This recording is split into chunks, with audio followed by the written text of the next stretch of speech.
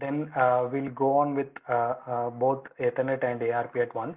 So this is the ARP protocol which we are discussing actually. So as we said, so the Ethernet is the data link protocol at the medium access layer. Now this ARP will be working at the LLC or in combination with respect to the IP protocol. So why ARP is very important? Because as we already understood that there are only two type of addressing schemes in the entire TCP/IP protocol suite. The first one is the IP address and the second one is the MAC address.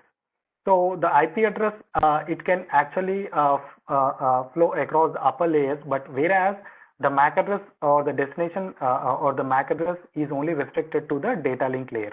But the main goal of any of the communication is to actually reach the end device. That means, let's say I'm using a laptop, I'm starting a communication, I may be browsing cdac.in or google.com. Now, from my laptop, the communication is going out of my system, but again, that communication has to reach me. But the communication or whatever the data that is flowing inside that, it has to understand where my system is exactly located on the LAN. Now, I'm saying a normal system, but if we talk about the physical infrastructure, I am located in a room connected to a LAN environment. There may be a firewall device, there may be a router, there may be the typical architecture which we have seen in the earlier slides. Now this communication is going from this device to an unknown location where even I don't know, or even or location where we don't know. But that communication has to be again reached to my system.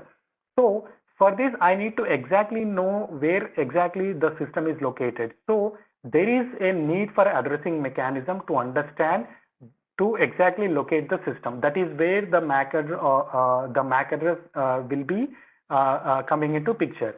And this particular protocol, the ARP, is generally used to actually understand that particular addressing mechanism, because once I receive some communication from an IP address, I need to understand where this communication has to be sent.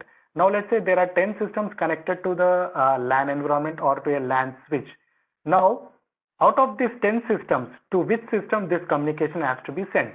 Now let's say I receive some communication onto the switch, onto a port, but where exactly this communication has to be sent out of these 10 systems? So this will be decided, or this will be understood using this ARP protocol. So generally ARP is nothing but the address resolution protocol, where it will try to resolve the IP address or the network address to the hardware address. That is nothing but the MAC address. So this is used to resolve the IP address to the MAC address basically. So whenever we talk about this ARP again, we have two type of request and reply, two type of packets again in this ARP. The one is the ARP request, because we need to send the communication to the particular system, and the ARP reply. And also we need to get some confirmation from the other end saying that, okay, you can start the communication with this MAC address. So this is where there are two kind of packets with respect to ARP. One is ARP request and the other one is the ARP reply. But why actually we need to have this ARP? As I said, we need to understand where exactly the communication has to be sent. Okay.